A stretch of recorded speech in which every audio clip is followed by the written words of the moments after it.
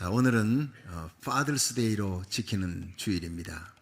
아버지의 헌신과 사랑, 그 희생, 어머니의 헌신, 사랑, 희생도 귀하지만 아버지의 사랑도 귀합니다. 바로 하나님의 사랑의 그림자 되는 우리 아버지의 사랑을 생각하면서 우리 은혜 받는 시간 되기를 바랍니다. 오래전에 이 국민일보에 참 끝없는 아버지의 사랑에 바치는 눈물의 숲이라 하는 제목으로 큰 타이틀이 이제 아버지 죄송합니다 하는 그 글이 실렸어요. 그거를 보는 많은 사람들이 또 눈물 흘리기도 하고 감동을 받기도 했습니다. 그 글의 내용은 이런 겁니다. 26살 난 딸이 시집을 가는데 결혼식을 앞두고 아버지에게 부탁을 합니다. 아버지, 딱 한 번만 부탁드릴게요. 결혼식장에서 큰아버지 손을 붙잡고 들어갈 수 있게 허락해 주세요. 그 말이 끝나기도 전에 오빠가 그 여동생의 뺨을 후려쳤습니다. 너를 위해 한평생 고생한 아버지를 이렇게 모욕과 수욕을 줄 수 있느냐. 왜냐하면 아버지는 꼽추였기 때문에. 그래서 시댁 식구들에게 아버지는 죽었다고 얘기를 했어요. 말하기가 부끄러워. 꼽추인 아버지를 시댁 식구들과 하객들에게 보이는 것이 부끄러웠기 때문에 창피스러워서 아버지가 자기를 데리고 들어가는 걸 보이지 않으려고 큰아버지 손을 붙잡고 입장하게 해달라, 그렇게 부탁을 한 거예요. 결국 딸의 결혼식 날 꼽추였던 아버지는 말없이 눈물 흘리며 골방에서 홀로 누워 있어야 했습니다. 결혼식이 끝난 후에 아버지는 딸을 불러서 그 손을 잡고, 얘야, 나는 괜찮아. 난 아무래도 좋아. 너만 잘 살면 된다. 너만 행복하게 잘 살면 나는 죽은 사람으로 그렇게 취급받아도 괜찮아. 세월이 흘렀습니다. 결혼한 딸이 또 딸을 낳았습니다. 그런데 그 자식을 키워보면서, 자식을 낳고 키워보면서 아버지의 마음을 알게 됐어요. 아버지가 자기를 이렇게 키웠겠구나. 일생 자식 키우느라 고생한 그 아버지 앞에 정말 몹쓸 짓을 했구나 깨달은 거예요. 견딜 수 없어요. 아버지께 눈물로 편지를 써서 용서를 구했다 하는 그런 얘기입니다. 여러분, 아버지의 마음은 자기가 죽은 자같이 취급받아도 괜찮아요. 내 딸이 잘 살 수만 있다면. 그 길을 택하는 것이 바로 아버지의 마음.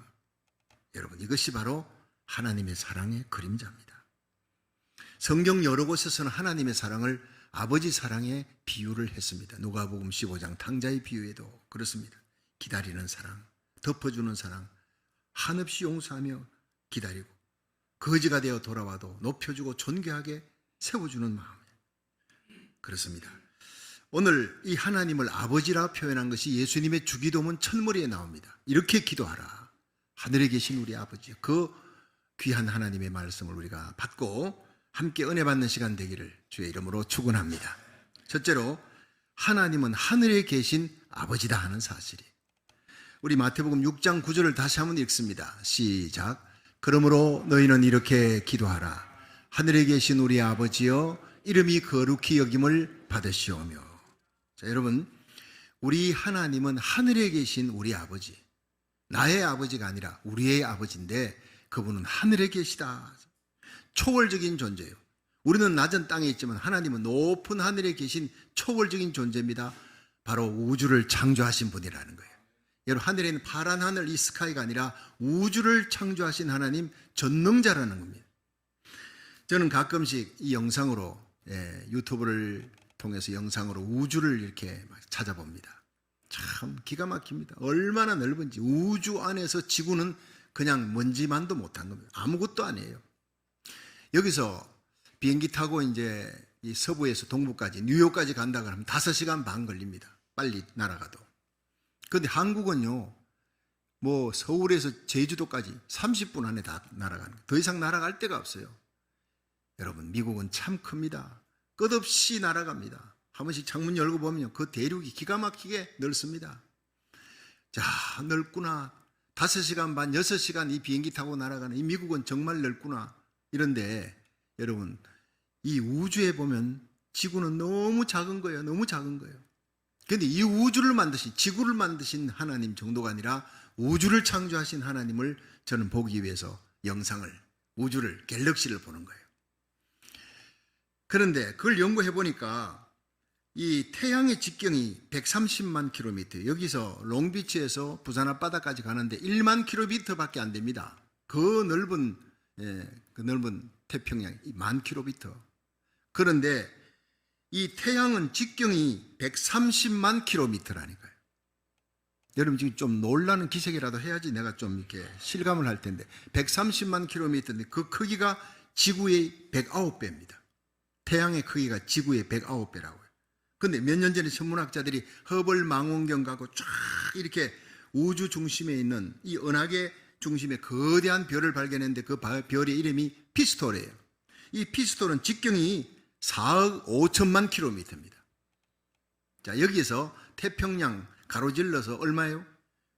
롱비치 해변에서 부산 앞바다까지 1만 킬로미터입니다. 그 넓은 태평양도. 그런데 이 피스톨 별은 직경이 4억 5천만 킬로미터. 여기서부터 우리는 이제 멘붕 상태가 들어가는 겁니다. 숫자로 파악이 안 되십니다. 근데 그 크기가 태양의 200배입니다. 피스톨은. 근데 이 피스톨보다 더 큰 별이 시퍼이라고 하는 별인데, 이 별은 태양의 1900배예요. 1900배. 거대한 별인데 태양과 토성의 공전궤도, 이 토성이 태양 주위를 도는데 그 공전궤도가 이 시퍼이 별 속에 쏙 들어간다는 거예요. 얼마나 크면. 근데 시퍼이 별보다 더 큰 별이 케니스 메이저레스라고 하는 별인데, 이건 직경이 14억 킬로미터입니다. 자, 여러분들 지금 이제 생각이 멍한 거예요. 14억 킬로미터 어느 정도인가? 태양의 2100배입니다. 그런데 UY 스커티라고 하는 별은 지름이 24억 킬로미터입니다. 예. 부피는 태양의 50억 배입니다. 이 정도만 하겠습니다. 이런 별들이 1000억 개가 모여서 소우주를 이룹니다. 소우주, 그것도. 그런 소우주들이 1000억 개 이상이 모여야 대우주, 곧 갤럭시가 탄생하는 겁니다. 우리가 시편 19편 1절에 보면요, 하늘이 하나님의 영광을 선포하고 궁창이 그 손으로 하신 일을 드러내는도다. 여러분, 하늘 좀 보며 사시길 바랍니다. 특히 밤하늘. 밤하늘에, 캄캄한 밤에 하늘에 별들이 총총 떠 있는데, 그 별들을 보면서 제가 오늘 얘기했던 이 어마어마한 별들이 이 우주에 수없이 깔렸는데, 그 은하계에 1000억 개의 별이 모여 소우주가 되고, 소우주들이 1000억 개가 모여 대우주가 이러는데, 지금 학자들은 얘기합니다. 지금 눈에 보이는 것보다 보이지 않는 별들이 훨씬 더 많다는 거예요.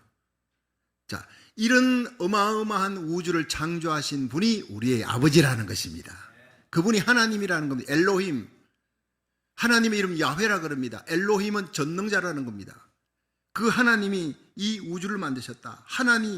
하나님의 영광을 하늘이 선포하고, 궁창이, 그 우주가, 갤럭시가 하나님의 손으로 하신 일을 나타내는도다. 여러분, 저절로 하나님의 이름 불러도 고개가 숙여지는 거예요. 이 위대하신 우주의 창조자, 전능자 하나님이 우리로 하여금 그 하나님을 아버지라 부르게 했는데, 누구 때문에? 예수님 때문이라는 거예요. 죄인으로 죽어 지옥에 던져질 수밖에 없는 저주받은 우리의 운명인데, 피조물인데, 하나님의 피조물인데 죄를 지었어요. 마귀에게 걸려 죄값이 죽음과 지옥의 형벌입니다. 저주받은 우리들이 어떻게 하나님을 아버지라 부르느냐? 예수님 때문에.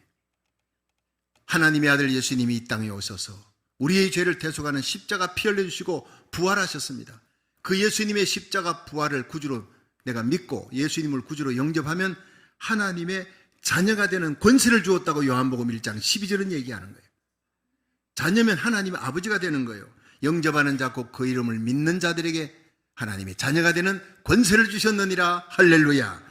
갈라디아 4장 6절에는요, 너희가 아들인 고로 하나님이 그 아들의 영을 우리 마음 가운데 보내사 아바 아버지라 부르게 하셨느니라.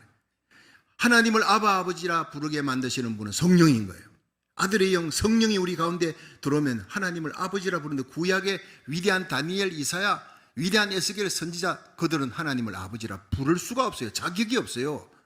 근데 오순절에 성령이 임하고 난 다음에 이 성령께서, 예수를 구주로 믿는 우리가 성령이 들어오면 이 성령께서 하나님을 아버지라, 종의 영이 아니라 양자의 영을 받았으므로 하나님을 아바 아버지라 부르짖느니라. 어린 아이가 아버지에게 아빠 아빠 하듯이 우리는 하나님과 깊은 친밀한 교제 속에 아빠 아빠 하며 부르며 예배드리고 기도하는 거예요. 놀라운 일입니다.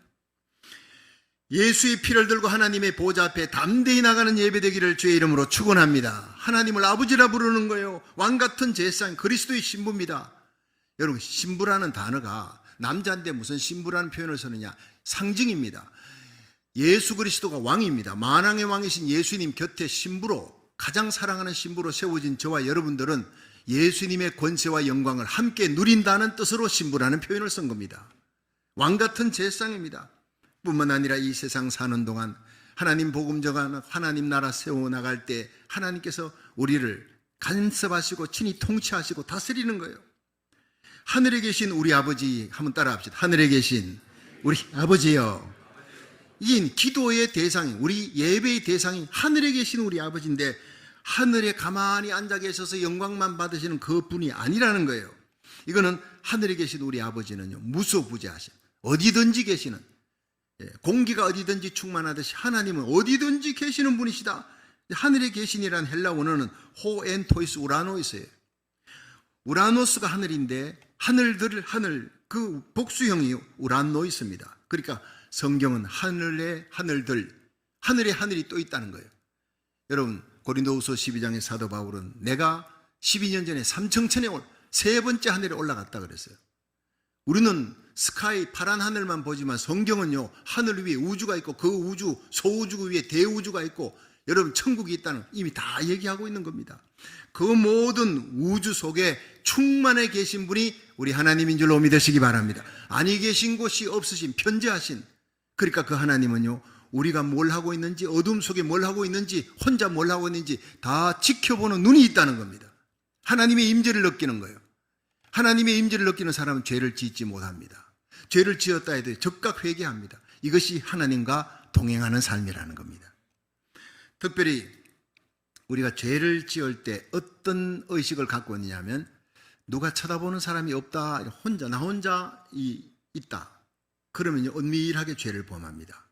그런데 누가 나를 쳐다보고 있다 그러면요 절대 나쁜 짓을 할 수가 없어요.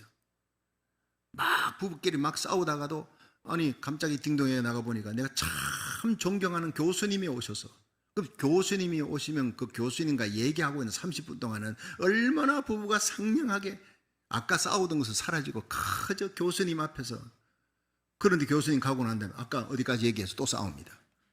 교수님이 있는 동안은 절대 그럴 수 없어요. 내가 존경하는, 하물며 하늘에 계신 하나님이, 그 아들 예수 그리스도 만왕의 왕이 여러분 가정에 계십니다. 항상 계십니다. 이 예배를 받고 계십니다. 우리 예배가 어떠해야 되겠습니까?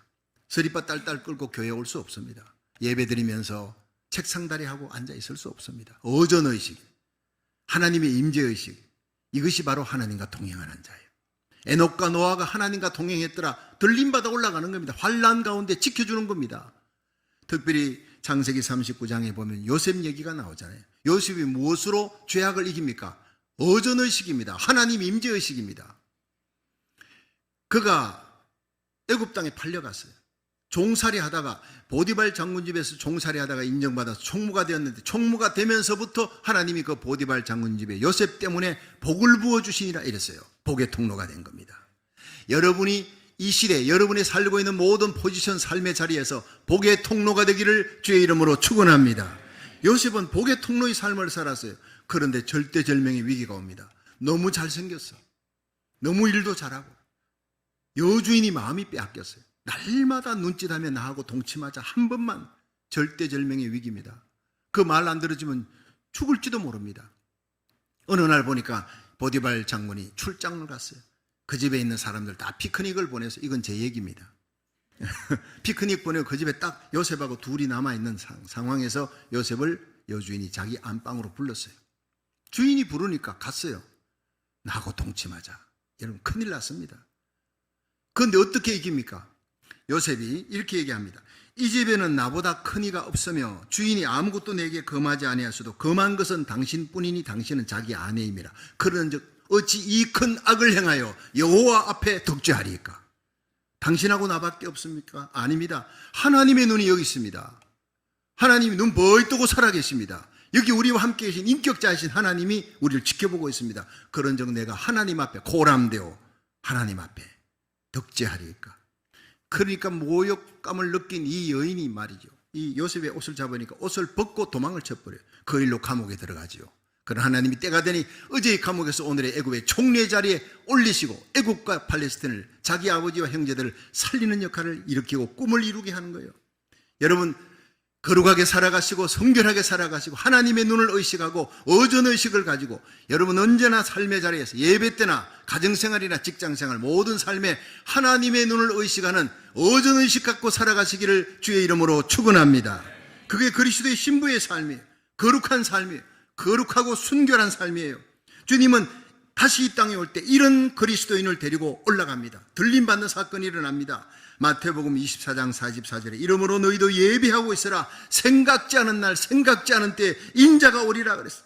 에녹처럼 노아처럼 이 패역한 시대에 하나님과 동행하는 성도, 거룩한 성도가 되어 하늘에 계신 하나님의 자녀답게 하나님의 기쁜 일을 하다가 주님 앞에 설 수 있기를 주의 이름으로 축원합니다.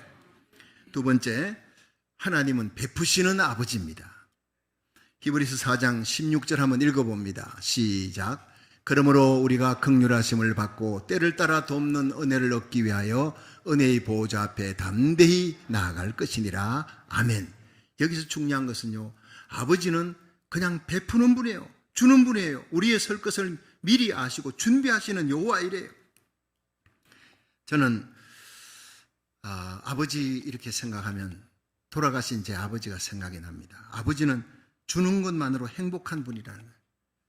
저희 아버지가 이제 은퇴하시고 또 살아가시기 힘들다는 걸 알고 제가 결혼해서 계속 생활비를 대드렸습니다. 대구 평강교에서 목회할 때 차를 타고 가서 생활비 그날 드리고 그다음에 식사하고 나오는데 아버지가 문 앞까지 따라 나오셨어요. 아파트 문 앞까지 이렇게 따라 나오셔서 제 호주머니에다 뭘 집어넣습니다. 아버지가 뭡니까? 별거 아닌데 가서는 맛있는 거 사 먹어라. 아빠 용돈을 내가 드리잖아. 이거 아버지가 사드세요. 막 완강하게 제가 안 봐달라 그랬더니 아버지가 정색을 하는 거예요. 좀 노한 느낌입니다. 박 목사 받아. 내 말대로 받아. 아버지는 줄 때가 가장 행복한 거예요. 내가 벌이가 없어서 생활비를 받으면서도 늘 부담이 돼. 내가 이게 줄 때 네가 받으면 난 행복한 거야. 제가 그걸 받고 왔어요. 차 타고 가면서 그렇게 눈물이 나더라고요. 아버지는 이런 분이구나. 줄 때가 행복한 분이 아버지구나. 줄 능력이 없어도 내 용돈을 짜게 갖고 주면서도 행복을 느끼는 분이구나. 여러분, 우리 하나님 아버지는요, 언태가 없습니다. 돌이 마르지 않습니다. 능력 있는 전능하신 하나님, 우리가 간구하면 언제든지 주시는 분인 줄로 믿으시기 바랍니다. 언제든지 간구하십시오. 하나님은 우리에게 주면서 행복을 느끼시는 분이 우리 하나님 아버지세요. 그런데 하나님께서 언제 우리에게 주느냐? 구하라 주실 것이요 그랬어요. 찾으라 얻을 것이 문을 두드리면 열릴 것이라. 구하지 아니하면 안 주겠다 그래요. 아무리 귀한 아들이라도. 왜냐? 그러면 아버지 하나님이 주신 줄 몰라요. 내가 잘나서 그렇게 된 줄 알아. 구해서 기도해가지고 얻으면 이건 하나님이 주신 거다 믿으시면 아멘 하십시오. 그 살아계신 하나님을 간증하며 살아가는 저와 여러분이 되기를 축원합니다. 환난 날에 내게 부르짖으라. 내가 네게 응답할 것이고 네가 알지 못하는 크고 비밀한 일을 보여주리라. 내 앞에 해결할 수 없는 많은 문제들이 있어도 하나님께 기도해서 홍해바다 가르시는 하나님, 여리고성을 무너뜨리시는 하나님, 하늘의 태양을 멈추시는 그 모세의 하나님, 여호수아의 하나님, 우리들의 하나님인 줄로 믿으시기 바랍니다. 기도해서 구하라는 거예요. 하나님 아버지 마음은요, 언제나 히브리서 4장 16절 그러므로 우리가 긍휼하심을 받고 때를 따라 돕는 은혜를 얻기 위해 은혜의 보좌 앞에 담대히 나갈 것이니라. 오늘 이 자리는요, 하나님의 영광의 보좌, 하나님을 찬양합니다. 얼마나 아름답고 열정적인 찬양이, 하나님이 그 영광을 받으십니다. 동시에 이 시간은 은혜의 보좌. 여러분, 우리가 힘들고 어려운 일 안고 있습니다. 말할 수 없지만 여러분들의 속마음을 하나하나 펼쳐내 보이면 눈물이 있고 아픔이 있고 고통이 있습니다. 내가 해결할 수 없는 문제를 안고 오늘 이 자리에 있는 성도가 있습니다. 하나님은 그 일을 은혜로 해결해 줄 줄로 믿으시기 바랍니다. 은혜의 보좌가 펼쳐져 있는 것이에요. 영광의 보좌와 함께 하나님의 보좌는 은혜의 보좌입니다. 그런데 그 은혜의 보좌를 펼치신 하나님의 마음은 긍휼입니다. 우리가 긍휼하심을 받고 때를 따라 돕는 은혜를 얻기 위해 하나님의 은혜의 보좌 앞에 나간다 했어요. 하늘 보좌 버리고 그 영광의 보좌를 버리고 이 땅에 인간의 몸을 입고 오셔서 십자가 지신 그 하나님의 마음, 예수님의 마음이 긍휼이라는 거예요. 불쌍히 여기는 마음, 덮어주는 마음입니다. 그러므로 베푸시는 하나님의 사랑, 자녀들에게 그냥 긍휼과 사랑으로 베풀기를 원하는 하나님의 마음을 오늘 알아야 합니다. 전 경북대 총장을 지내신 박찬석 교수님, 이번에 아버지의 사랑에 대해서 이런 얘기를 했습니다. 그분이 고향이 경남 산청인데 너무너무 가난하게 태어났어요. 잘하는 것도 그렇고. 그러니까 아버지는 그 아들 박찬석이가 중학교 때 대구로 유학해서 너는 공부해야 돼. 나는 못 배워서 이렇게 고생하며 이 동네에서 제일 가난하게 살지만 너는 공부해서 잘 돼야 돼. 그런데 유학을 보냈더니 이 찬석이가 시골에서 와가지고 그 대구 중학교에 1학년 8반에 다녔는데 반에 68명이 있었는데 그 중에 시험 치니까 68등이에요. 꼴등입니다. 근데 이제 방학이 돼서 성적표를 들고 가야 되잖아요. 아버지에게 성적표를 보내려니까 참 기가 막힙니다. 어렵고 힘든 사리에도 내 하나 잘 되게 하려고 그렇게 대구 중학교 보냈더니 이게 68등이 돼가 이 성적표를 보일 수가 없어요. 고민하다가 몰래 아주 교묘하게 잉크로 교묘하게 68등을 1등으로 바꿔놨습니다. 8등도 아니고 그냥 1등으로 성적표를 아버지에게 내밀었어요. 아버지가 기뻐합니다. 너무너무 좋은 거예요. 아들이 가가지고 1등을 했다는 거예요. 그 동네 친지들이 다 가까운 대소간의 친척들이니까 몰려와가지고 찬석이 공부 잘했나고 막 물으니까 아버지가 앞으로 봐야 되겠지만 이번에는 어쩌다가 1등을 했는가 봐. 이랬더니 막 우리 가문에 천재 났다고 경사 났다고 기뻐하면서 찬석이 아빠 잔치해야 되지 않느냐. 잔치해야 돼. 그 동네에서 제일 가난한 사람이에요. 재산 목록 1호인 돼지밖에 없는데 찬석이가 그 다음날 보내 아버지가 돼지를 잡았어요. 그 돼지를 잡아서 온 동네 잔치를 벌였다는 거예요. 큰일 났습니다. 그러니까 자기가 이게 일을 벌려난 거예요. 거짓말로 이렇게 위조해가지고 내는데 아버지는 그걸 믿고 저걸 동네 사람 불러갖고 막 그냥 잔치를 해댔으니 돼지 한 마리를 재산 목록 이런데 이거 내가 어떻게 하면 좋냐. 자기 머리를 방에 들어가서 쥐어받고 문제를 수습할 길이 없잖아요. 그래서 강으로 뛰어들어 죽으려고 달려가서 강에 뛰어들었지만 죽어지지도 않아요. 그래서 양심의 가책을 느낀 그날 이후로 이 박찬석이 완전히 생애가 바뀌어졌다 했습니다. 변화가 된 거예요. 못난 자식 위에 재산 1호 돼지를 잡은 아버지의 사랑에 보답해야 되겠다. 죽기를 각오하고 공부를 했어요. 17년 후에 대학 교수가 되었습니다. 그리고 박찬석 교수의 아들 민우를 데리고 중학교 민우가 입학했을 때 부모님 앞에 33년 전의 일을 사과하기 위해서 갔어요. 무릎을 꿇었어요. 아버지, 저 중학교 1학년 때 1등 했다는 거 말이죠. 그 말까지 하니까 아버지를 그만해라. 손자 민우가 듣는다. 아버지는 33년 전의 일을 위조했다는 것, 거짓말했다는 걸 다 알고 있었습니다. 자식의 위조한 성적을 알고도 재산 목록 1호 돼지를 잡아 잔치하신 아버지의 마음, 지금 박사가 되고 경북대학 교수가 되고 경북대학 총장이 되었지만 나는 아직도 아버지 마음을 감히 알 수가 없다. 알면서도 자식을 사람 만들려고 참고 평생 뒷바라지 해주신 아버지의 그 깊은 마음에 눈물로 감사드립니다. 이렇게 글을 썼습니다. 여러분, 이런 아버지의 마음이, 덮는 마음이, 측은히 여기는 마음이 바로 하나님 아버지의 마음인 줄 믿으시기 바랍니다. 그래서 우리가 하나님을 아버지라 부르는 거예요. 죄를 죄값대로 갚지 않습니다. 시편 103편. 아비가 자식을 불쌍히 여긴 같이 하나님이 우리를 불쌍히 여긴 우리가 진토로 만들어졌음을 하나님이 기억하심이라 했어요. 우리의 죄와 허물을 예수님의 십자가 보혈의 피로 날마다 자백하는 자는 덮어주시는 마음이 하나님 아버지 마음인 줄로 믿으시기 바랍니다. 모든 구속을 이루셨습니다. 3일 만에 부활하여 하늘과 땅의 모든 권세를 쥐고 계시면서 이 은혜의 보좌를 베풀어 오늘도 문제 있는 성도들 오면 오라 우리가 서로 변론하자. 너희 죄가 주홍같이 붉어도 흰 눈같이 되리라. 먹가같이 금어도 양털같이 되리라. 씻어주시고 회복시켜주시고 불치병 난치병 고쳐주시고 영광스럽게 세워주시는 마음이 바로 하나님 아버지 마음인 줄로 믿으시기 바랍니다. 성령 충만이 뭐예요? 측은한 마음, 불쌍히 여기는 마음 가지는 거예요. 초대교회 성도들이 성령 충만하니까 여러분 거기에 타지에서 왔던 사람들이 노잣돈이 떨어졌어요. 그렇지만 사도들의 말씀 계속 받고 싶어 하니까 자기 재산을 팔아, 집을 팔아 가난한 자들에게 나누어주면서 그 예배는 개축되는 거예요. 그게 척은히 여기는 마음이에요. 성령 충만은 딴 거 아닙니다. 다른 거 못해도 괜찮아요. 기적 표적을 안 봐도 진동이 없어도 환상 못하고 방언 못해도 괜찮아요. 불쌍히 여기는 마음, 예수님의 마음을 품는 것이 성령 충만인 줄로 믿으시기 바랍니다. 초대교회가 이 성령 충만함으로 착한 일을 하는 거예요. 베풀어주면 나누어주니 날마다 더하더라. 여러분, 바로 그렇습니다. 덮는 마음이 하나님의 마음, 예수님의 마음, 그 예수님의 보혈의 피로 예수님의 욕구를 창으로 찌르는 로마 군병의 그 죄인의 손을 예수님이 그 피로, 심장에 흐르는 피로 덮어줬다 그랬습니다. 오늘날 교회는요, 덮는 곳이어야 합니다. 덜추어내는 곳이 아닙니다.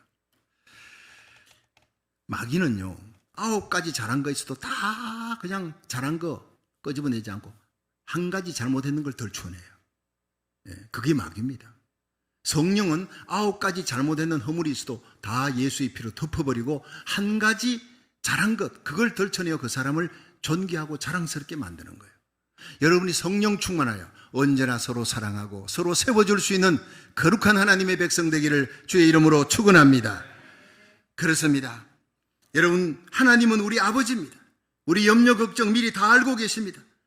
내 죄와 허물을 용서할 뿐만 아니라 은혜의 보좌를 펼쳐줄 뿐 아니라 내 환난의 날에, 내 역경과 고난의 날에, 인생의 벼랑 끝에 섰을 때 내가 천부의 의지 없어 손들고 갑니다. 주님 앞에 눈물 흘리며 나가면 하나님께서는 아버지 이름을 부르며 오는 여러분을 건져주시고 기가 막힌 수렁에서 올려주시고 건져내 주시고 여러분의 발을 반석에 두시고 새 노래로 하나님을 찬양하게 할 줄로 믿으시기 바랍니다.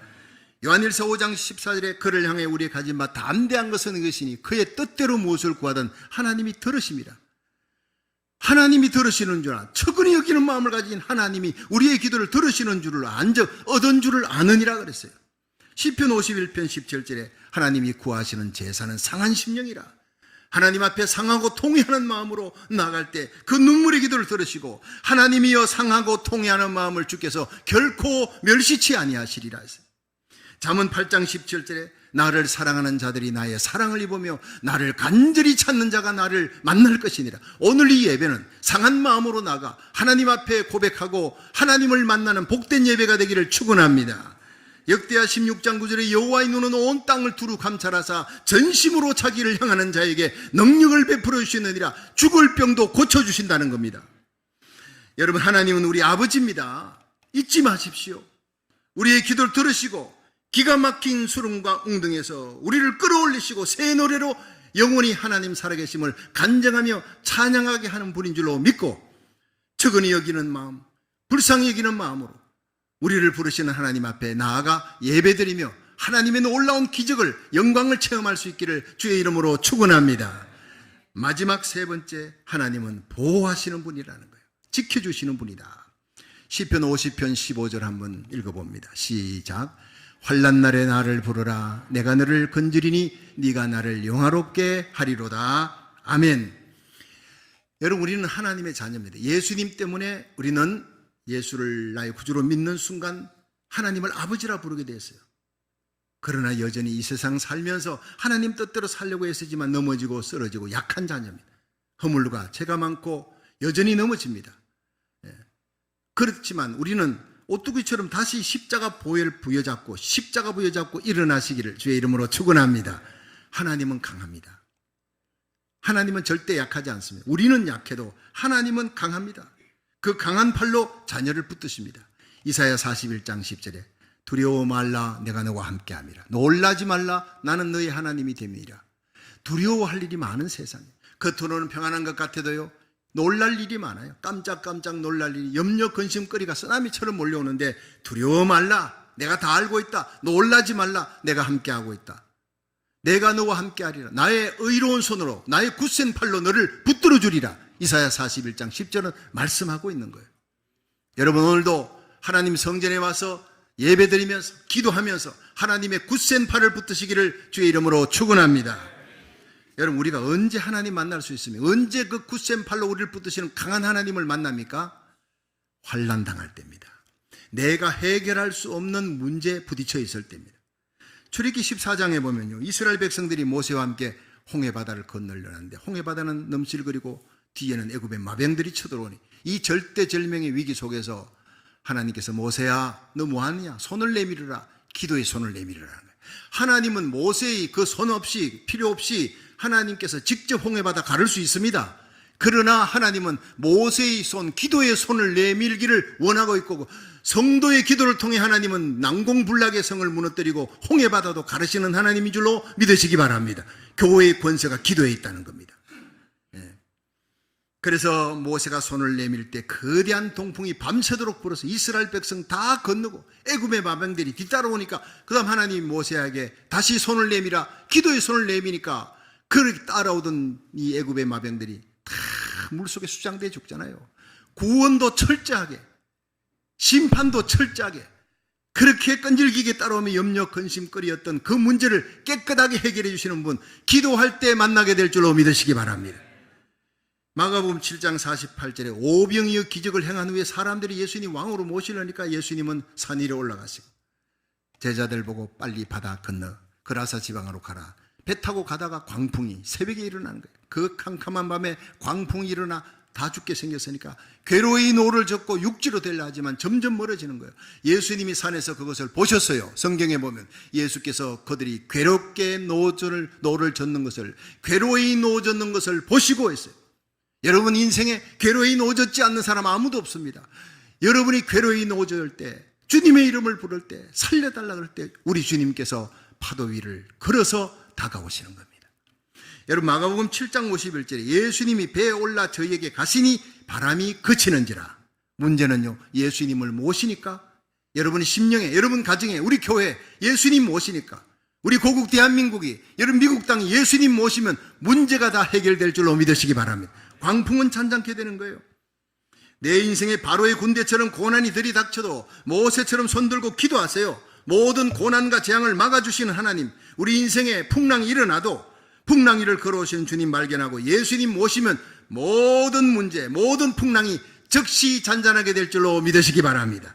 시편 50편 15절에 환난 날에 나를 부르라, 내 고통의 날에, 눈물의 날에 나를 부르라, 내가 너를 건지리니 네가 나를 영화롭게 하리라 그랬어요. 아브라함 링컨 대통령이 참 위대한 지도자가 된 것은 그분은 기도하는 사람이기 때문이었다, 그렇게 평을 내립니다. 전쟁을 하는데, 남북전쟁이 일어날 때 사령관이 된 링컨 대통령의 막사에 흰 깃발이 올라가 있으면요, 아무도 들어갈 수 없어요. 아무리 급한 전령이라도, 참모장이라도 들어갈 수가 없어요. 흰 깃발이 내려갈 때까지 기다려야 돼요. 왜냐? 흰 깃발이 올라가면 링컨 사령관이 지금 기도하고 있습니다, 이 뜻이니까. 만왕의 왕이신 하나님께 기도하는 시간에는 아무리 급한 일이라도 들어가면 안 돼요. 하나님과 만나고 있어요. 당시 남북 전쟁이 치열해지는데 남군이 계속 이기는 거예요. 남군이, 북군이 계속 패퇴하는 그 상황 속에서 링컨이 1863년 4월 30일 날 전 국민에게 금식하며 기도하자, 하나님께 기도하자고 그렇게 전 국민 금식 기도의 날을 선포했어요. 그러면서 이런 연설을 했습니다. 국민 여러분, 이 미국의 비극을 종식시키는 방법은 우리가 회개하고 하나님께 돌아가는 길밖에 없습니다. 하나님께 돌아가 그 자비와 용서를 빌 때 인간 사회에 얽힌 모든 문제들이 다 해결되는 것입니다.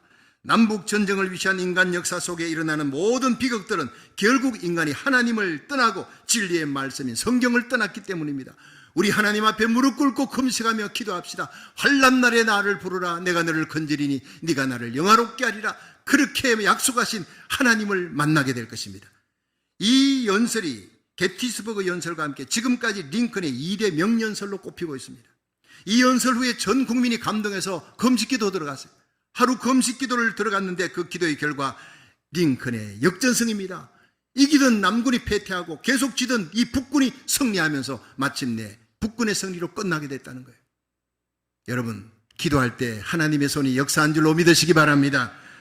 여러분, 우리가 1년 기도하는 거, 그거보다 하루 금식 기도가 더 파워 있다 그랬어요. 그래서 금식 기도가 능력이 있다는 거예요. 여러분, 에스더가 죽으면 죽으리라 하고 3일을 금식하고 왕 앞에 나갔을 때 기적이 일어났잖아요. 그렇습니다. 예레미야 29장 11절에 보면 너희를 향한 나의 생각을 내가 아나니 재앙이 아니라 평안이라, 장래 소망을 주려는 것이라.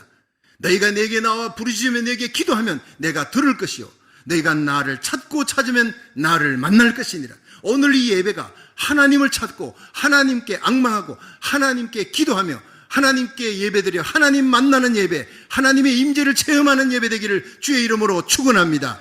어떤 난치병, 불치병이라도 치유받는 역사가 일어날 것입니다. 그렇습니다. 오늘도 하나님은 하나님의 백성들을 보호합니다. 역경 속에 부르짖는 하나님의 백성의 기도를 하나님이 듣고 계십니다. 그것이 하나님 아버지니까. 하나님은 아버지입니다. 하늘에 계신 아버지입니다. 하나님은 베푸시는 아버지, 주기를 좋아하는 아버지입니다. 하나님은 하나님의 백성들이 기도할 때 보호해 주시고 지켜주시는 아버지. 여러분, 우리에게 기도의 특권을 주신 하나님께 감사하시기를 주의 이름으로 축원합니다. 험한 인생길 가는 우리에게 주님은 명령하십니다. 하늘에 계신 우리 아버지여, 이렇게 기도하라. 그 이름을 부르며 기도하라. 날마다 순간마다 하나님 아버지 보좌 앞에 예수 그리스도의 이름으로 나아가 기도함으로 날마다 승리하시기를 주의 이름으로 축원합니다.